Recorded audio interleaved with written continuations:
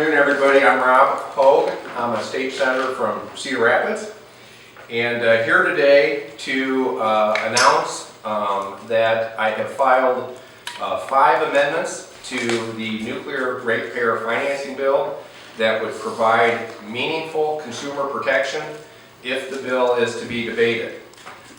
By way of background, some of you may recall that last week Senator Volkman and I traveled the state to warn Iowans about the severe financial risk that was created by House File 561 by shifting the costs and the risk of potentially billions of dollars of costs for the design, licensing, permitting, and construction of a nuclear power plant from the utility owners, where that risk should be, to utility customers, many of whom are working families, seniors, small businesses, farmers, some of whom are living on fixed incomes, and there's a certain fundamental unfairness about that.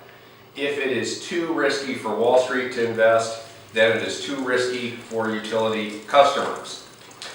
The best pro-consumer strategy is to not bring the bill up, and that continues to be where I think we should be, is to just let this bill go away.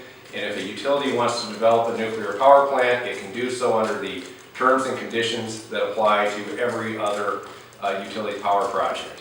We do not need special rules for nuclear power. But if it is to be debated, there are some options for providing meaningful consumer protection.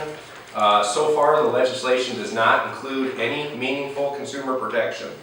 The amendments that I am offering today and have filed with the Secretary of Senate would be a major step forward towards providing meaningful consumer protection. Number one, the First Amendment would cap the total dollars that a utility could recover from consumers in advance of operation of the plant at $50 million. We need a hard cap in this bill if consumers are to be protected from the billions of dollars of cost and the potential cost overruns from nuclear power. Second, one of the amendments that I have filed excludes a category of customers who shouldn't be asked to make this investment when utility owners aren't willing to take the risk, and that's low-income customers who are eligible for the LIHEAP assistance program. Again, just something fundamentally wrong when you're asking low-income Iowans to make a risky investment that some of the world's wealthiest individuals who own utilities are unwilling to make. Third, the Third Amendment provides for a refund of all the money collected if the plant is never put in operation, and leaves the risk on the utility owners where it belongs. I do have 2 other amendments that I filed primarily because they show how unbalanced the bill currently is in favor of utility owners. First, the bill specifically contemplates that the project will have cost overruns by directing the Iowa Utilities Board to review filings, quote, with the understanding that some cost components may be higher than estimated. That just invites cost overruns, and it's bad policy. The second is the bill currently has a special exemption for nuclear power from the requirement that the Iowa Utilities Board compare a proposal to alternative sources of electricity to make sure that it's reasonable. Apparently that doesn't, the drafters of this bill don't believe that should apply to a nuclear power plant. They believe that a nuclear power plant should be built even if the Utilities Board might otherwise find that it was unreasonable. And clearly that language needs to be deleted. So with that, that's what's happening today.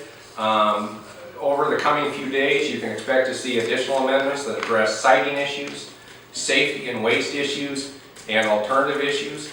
And we really need to get these amendments out here. This is a major multi-billion-dollar decision.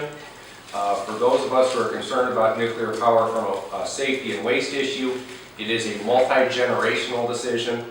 And we need to have the amendments out there available to us so we can, if this bill is going to come up on the floor, so it can be fully debated and Iowans can know that these issues are being considered.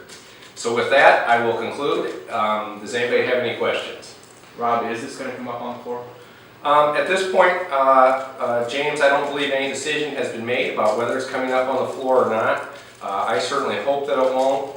I still think the chances of it coming up on the floor are less than 50%, but on the other hand, there is obviously still a real possibility that it could come up, and so Iowans need to remain vigilant about the risks that this bill poses to them financially and also for the safety and waste issues. Is there any agreement in your caucus on how much support it needs before it will come to the floor? No, there is no, we don't have a guideline like that. Obviously, that's a decision that will be made by Senator Gronsall in consultation with other senators. Any indication that any of these amendments would be accepted by some of your peers on either side? I think these amendments would have broad bipartisan support.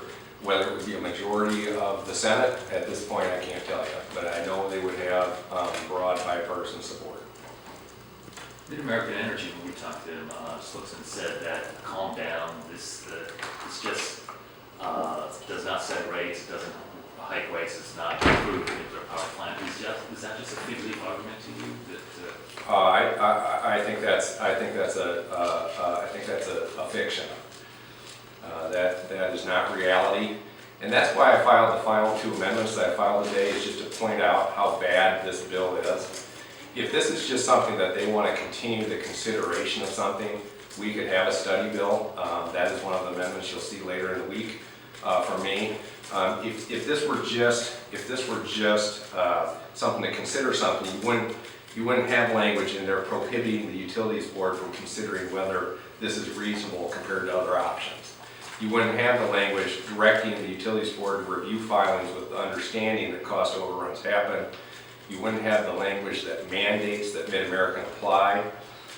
You wouldn't have the provisions, the almost incomprehensible, unreadable provisions about debt and equity and double leverage. This is a bill where Mid-American is trying to shift the risk from themselves to the customers of Mid-American to build a nuclear power plant when Wall Street and utility owners won't take that risk. And I will say one other thing. I think the idea that the hand-picked utilities board from Governor Branstad would give this proposal a fair review to the extent they were even able to under the law, which is that law, like I said, is very one-sided. But even if they wanted to, I haven't seen any indication this utilities board would do that. Mid-American also said that the bill as written contains, and I quote, some of the strongest consumer protections ever put into the bill. You obviously disagree. I disagree strongly. They wouldn't, if you want the strongest consumer protections ever written, you would just rely on the Iowa Code as it currently exists. Everything in this bill is to take away protections from customers. Everything in this bill is to take away protections from customers and shift the risk from utility owners to the customers.